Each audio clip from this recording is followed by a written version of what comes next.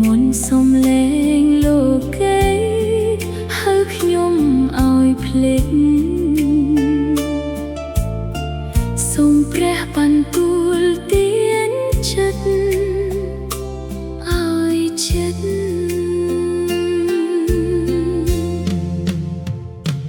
មុនគុំនិតច្រាងរត់เป็นคู่ក្បាលសូមសន្តិភាពព្រះអង្គមកគ្រប់គ្រងចិត្តជ្រៅជ្រាលលោកីប្រាប់ឲ្យប្រញាប់ទៅមុខកាយព្រះអង្គប្រាប់